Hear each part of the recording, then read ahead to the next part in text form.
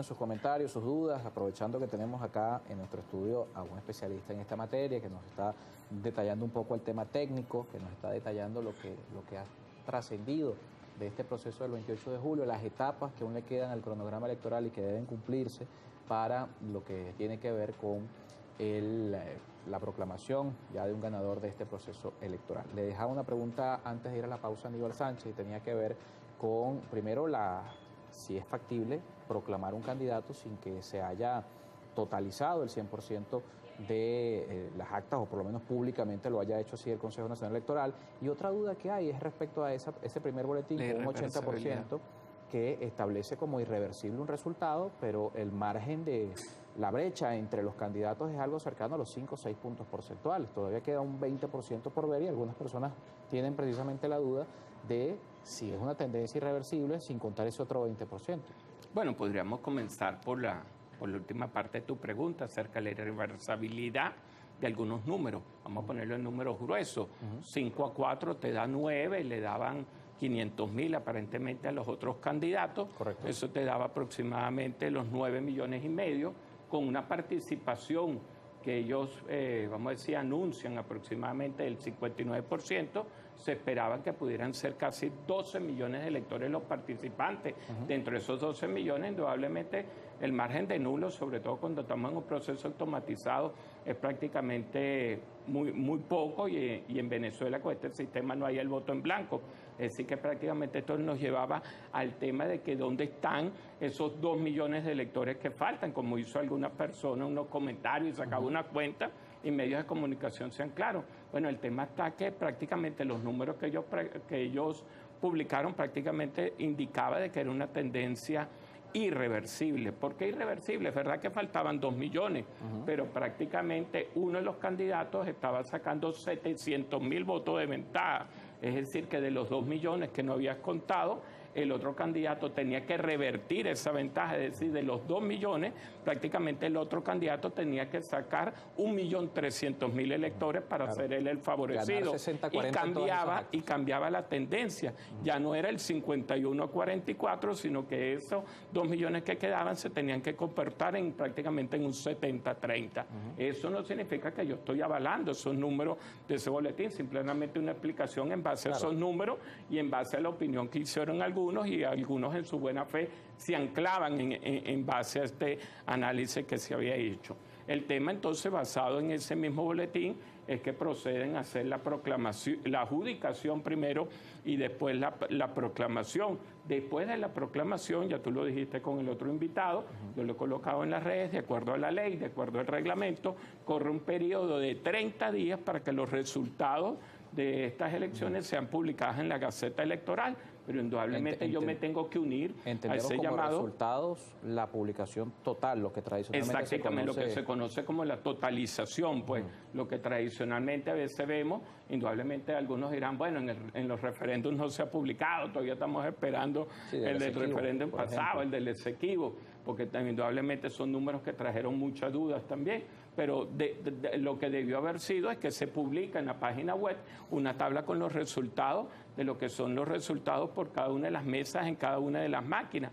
Incluso este tema les está ocasionando al gobierno mucho problema a nivel internacional. Ya sabíamos el pronunciamiento de la Unión Europea, pero ayer también lo hizo el Centro Carter. Pues el Centro Carter simple y llanamente centra su comunicado al decir que ellos no pueden certificar un proceso electoral y no pueden avalar unos resultados y prácticamente ellos tampoco conocen la totalización. Esto nos ha llevado a un tema en esa narrativa que prácticamente el gobierno, porque también a veces tenemos que quitarnos esa costumbre, eso no ayuda al rescate de la institucionalidad de tratar de ver al gobierno, a veces a confundir gobierno y CNE, prácticamente son dos entes distintos. Una cosa es el Polo Patriótico, el PSUV, y otra cosa es el árbitro, que debe ser el CNE.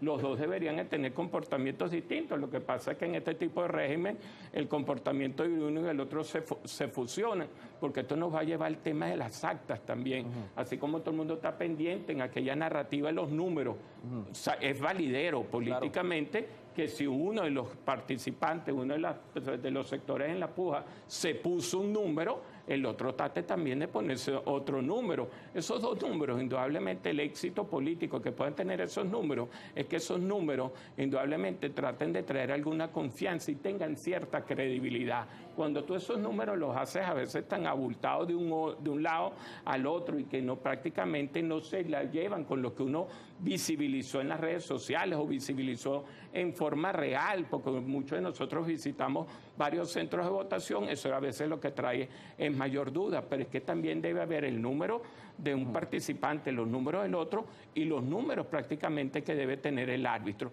Eso lo vamos a encontrar sobre todo cuando se ejerza el camino dentro de la hoja de ruta que propongo, cuando llegamos al plano legal. Indudablemente el plano legal, cuando fuimos al corte, te estaba hablando de que pudiera ser un recurso jerárquico ante el mismo CNE, esto en caso de que quieras comprobar que hubo un comportamiento irregular dentro de uno de los organismos subalternos, como pudieran ser las mesas electorales, pero también puede ejercer un recurso de carácter de impugnación ante la sala electoral. Para esto existen unos plazos, 15 días para uno, 20 días para el otro, de acuerdo a la ley y la recomendación indudablemente. Posterior a la publicación de los resultados. Posterior indudablemente, no en este caso es la proclamación. ¿Ok? Porque la publicación de los resultados del lunes.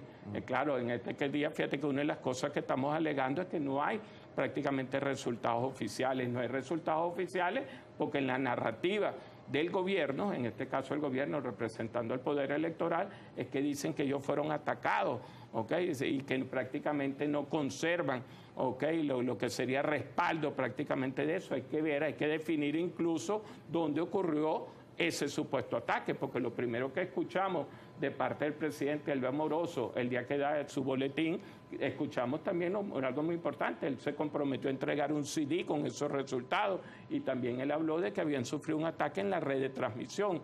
Una cosa es la red de transmisión, otra cosa es el centro de totalización y un tercer factor que nadie lo ha nombrado, los flashcards. ¿Okay? Puede ser que yo altere un acta, pero no alteré el flashcard, la memoria interna de esa máquina. Puede ser que yo ataqué el sistema de transmisión de esa máquina, los CTN, pero ahí están los flashcards. Por eso es que cuando vayamos, el invitado anterior hablaba mucho del proceso, como era cuando el Consejo Supremo Electoral, que a veces se llamaban unas medidas de impugnación y se llamaba un reconteo y pasaban días prácticamente revisando papelitos y unas cosas que ellos llamaban la sábana, porque aquello se iba agrupando parroquias y municipios en sábanas inmensas. Ahora todo eso es automatizado, pero prácticamente yo tengo varios componentes. Las actas de un sector de la oposición, las actas de los partidos del gobierno, las actas número 1 que deben estar en resguardo por el Plan República, que están en los sobres del CNE, y otra cosa es lo que tiene la máquina en su memoria. Esos 4 instrumentos también deben de tener coincidencia. Nos toca hacer una pausa, pero hasta este momento las actas que se han visto son las que dice la oposición que tiene. Y hemos visto fotos. Hemos visto fotos y bueno, algunas las han mostrado en físico en algunas actividades. Sí. ¿Es suficiente esta acta para demostrar una irregularidad? Todo eso, el tema de las actas, porque ahora toda la discusión se reduce a eso, a que el CNE muestre las actas, a que la oposición muestre las actas, a que el gobierno muestre las actas de que ganó. Aplicamos eso al regreso de la pausa con nuestro invitado Aníbal Sánchez y también recuerden que pueden seguir participando